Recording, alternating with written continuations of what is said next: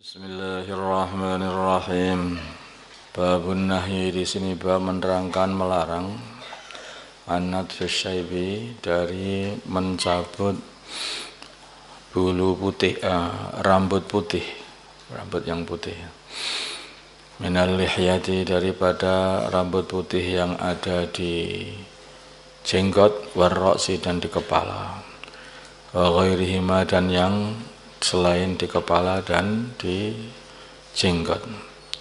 Wa anatsil amrodi dan melarang dari nyabutnya orang yang masih muda amrod. Sya'ra lihyatihi bulu jenggot dia. Biasanya anak-anak muda yang baru tumbuh jenggot itu banyak mencabuti jenggotnya. Itu dilarang, tidak boleh.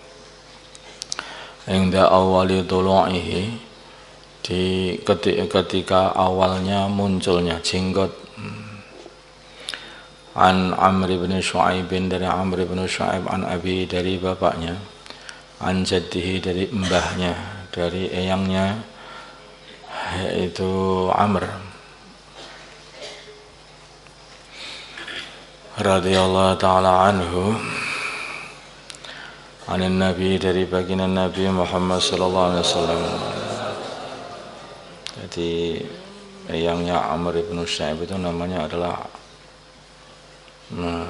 Abdullah bin Amr bin As.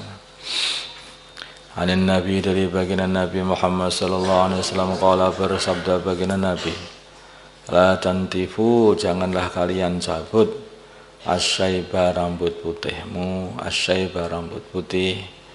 Wa innahu maka sungguhnya rambut putih itu nurul muslimi adalah cahayanya seorang Islam yaumal qiyamati nanti pada hari kiamat.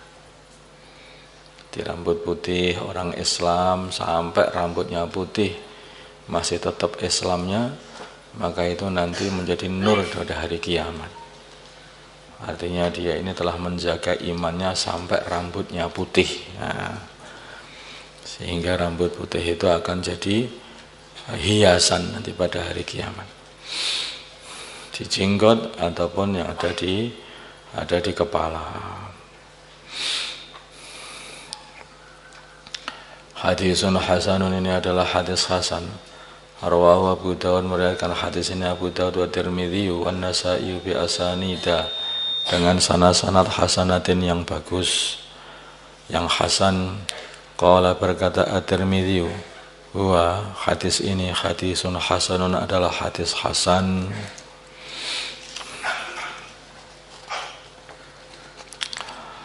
Wa ana Aisyah dari Sayyidah Aisyah radhiyallahu ta'ala anha qalat berkata Sayyidah Aisyah, qala bersabda Rasulullah sallallahu alaihi wasallam, man barang siapa amila yang mengamalkan amalan satu amalan laisa yang tidak ada alaihi atas amalan itu amruna agama kami, fahuwa maka amalan itu raddun adalah tertolak, tidak diterima oleh Allah. Rawahu Muslim.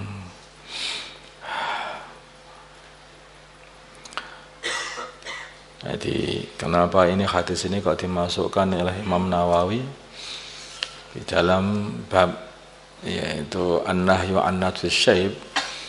Itu artinya dulu itu baginda Nabi sudah mempunyai satu amalan, yang amalan ini sudah menjadi amalannya semua orang Islam dalam urusan inilah, dalam urusan rambut ini, yaitu beliau itu selalu memanjangkan jenggot beliau dan rambut putihnya tidak dicabut di jenggotnya ataupun di kepalanya, punya amalan-amalan khusus.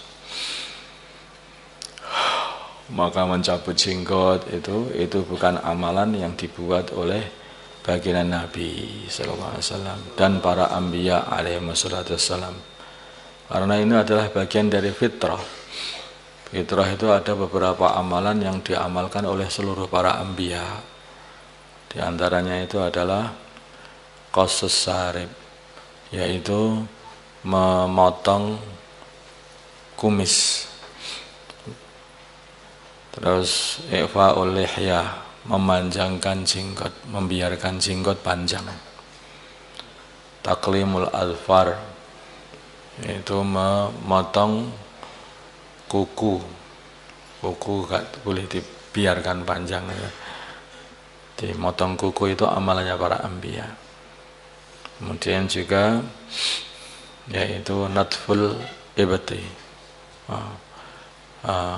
yaitu mencabut bulu yang ada di ketiak, natfu sya'ril ibti maksudnya.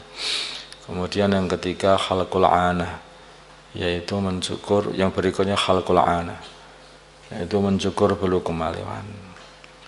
Ada yang nambahi istingsyak dan istingsyar, tamatmud juga. Ada yang nambahi lagi sebagian ulama yaitu istiyak, yaitu bersiwak. Itu bagian daripada amalan-amalan yaitu fitrah, amalan para anbiya. Kemudian ada lagi ulama yang nambahi yaitu berkhitan. Yang belum berkhitan segera berkhitan. Itu bagian amalan daripada amalannya para anbiya. Makanya orang yang khilaf dengan amalan ini maka fahuwa rad, tidak diterima oleh Allah. Babu karahatil masyi fi na'lin wahidatin aw khuffin wahidin li ghairi udrin wa karahati labsin na'li wal khuffi qa'iman li ghairi udrin. Di sini bab menerangkan makruhnya berjalan di dalam sandal yang satu, maksudnya dengan memakai hanya satu sandal atau satu sepatu, au khuffin atau satu khuff, au khuffin wahidin atau satu khuff. Jadi Islam ini mengajari keseimbangan. Kalau tanganan, kalau kaki ya dua-duanya dipakai. Sepatu sepatu atau sandalnya dipakai dua-duanya. Jangan pakai satu. Kemudian kalau sandal juga begitu. Kalau khuffain juga begitu. Kaos kaki mungkin juga seperti itu, sama aja. Usahakan apa-apa itu seimbang. Makanya bahkan orang itu duduk sebagian tubuhnya kena matahari, sebagian tidak kena matahari, itu saja enggak boleh. Jangan begitu. Kalau dipanaskan, panaskan semua tubuhmu. Kalau di tempat yang teduh, teduhkan semua tubuhmu. Tuh. Nabi mengatakan tempat yang seperti itu antara panas dan dingin itu tempatnya jin, tempatnya setan. Wallahu alam apa maksudnya. Yang jelas itu adalah membuat bahaya pada tubuh. Jadi begitu Islam mengajari semua kebaikan-kebaikan.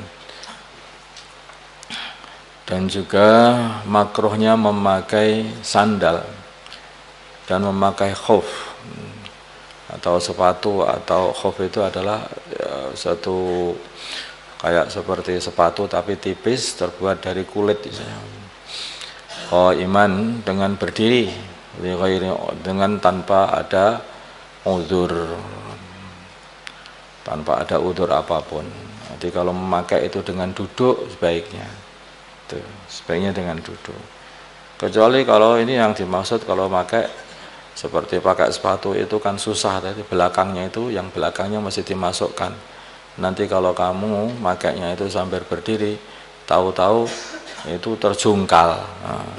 Ketika mau terjungkal akhirnya itu jalan-jalan dengan satu kaki, satunya kaki masih dipegang. Enggak seperti itu. Duduklah yang baik, kemudian dipakai dengan baik. Ini ajaran adab juga, tata krama. Tata krama itu tata cara untuk memakai, biar tidak salah, biar tidak jatuh. Nah, coba Islam mengajari. Kalau sandalnya seperti sandal jepit begitu saja, yang pakai sambil berdiri enggak apa-apa. Maksudnya itu. Ini dimaksud para ulama ini, yang dimaksud tidak boleh ini adalah kalau sandalnya itu sandal yang memerlukan orang itu harus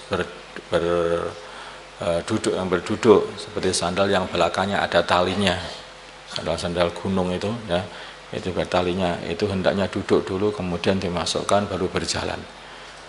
Kalau pakai sepatu begitu itu duduk dulu dimasukkan baru berjalan. Kadang-kadang malas sepatunya diinjak begitu saja. Nah ini akhirnya tidak tertib. Apa-apa pengen sing tertib, yang bagus. Nah, ini Islam mengajarkan seperti itu. An Abi Hurairah, dari Abu Hurairah radhiyallahu taala anhu, anna Rasulullah, sungguhnya Rasulullah SAW, qala, beliau bersabda, la yamshi, tidak jalan, ahadukum, salah satu kalian, fi na'lin wahidatin, di dalam sandal satu, maksudnya tidak boleh, jangan berjalan maksudnya. Alhuma, supaya dia memakai sandal dua-duanya, jami'an, semuanya. Hendaknya dia memakai sandalnya dua-duanya, semuanya. Auliyakhla'ahuma, atau hendaknya dia mencopot dua-duanya, jami'an, semuanya. Wa anhu, dari Abu Hurairah radhiyallahu ta'ala anhu, qala, berkata Abu Hurairah, sami'tu, aku mendengar Rasulullah sallallahu alaihi wasallam yaqulu, beliau bersabda, idzan qata'a bila mana putus sis'una li ahadikum, talinya sandal salah satu kalian. Zaman dulu itu sandalnya tali-tali begitu. Fala yamsi, maka hendak janganlah dia berjalan, fil ukhra, di dalam sandal yang lain yang masih dipakai. Salah satu sandal putus talinya, akhirnya diambil sandalnya, kemudian berjalan dengan satu sandal. Enggak boleh begitu. Hatta yuslihaha, sehingga dia memperbaiki sandal yang satunya yang putus itu, baru berjalan dengan dua-duanya, atau dicopot dua-duanya. Rawahu Muslim. Sehingga orang itu seimbang. Kalau orang itu nanti pakai sandal, satunya enggak pakai sandal, sehingga tubuhnya, telapak kakinya itu yang satu dingin, yang satu panas. Kalau nginjak panas, dingin panas. Wallahualam, rahasianya apa di sini ini? Kata para tabib mengatakan itu menjadikan yaitu kerusakan nanti pada tubuh itu, karena tubuh bingung sensornya tubuh itu.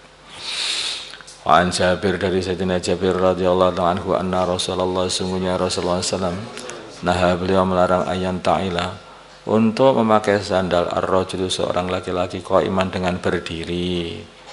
Nah, itu sandal yang ada talinya yang bagian belakangnya, kata para ulama, yang dimaksud. Bukan sandal yang mudah dimasukkan, karena seperti sandal jepit itu mudah. Itu tidak harus duduk, tidak. Rawahu, meriwayatkan hadis Abu Dawud bi isnadin hasan.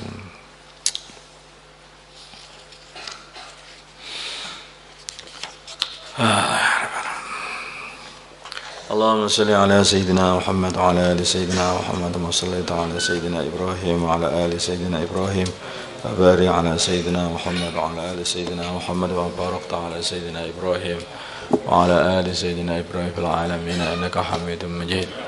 Allahumma arham ummata Sayyidina Muhammad, Allahumma ghfir li ummati Sayyidina Muhammad, Allahumma aslih ummata Sayyidina Muhammad, Allahumma alih baina qulubi ummati Sayyidina Muhammad, Allahumma ansur ummata Sayyidina Muhammad, Allahumma asmi sultanan nasira. Sallallahu ala Sayyidina Muhammadin nabiyil ummi wa ala alihi wa sallam. Alhamdulillahi rabbil alamin.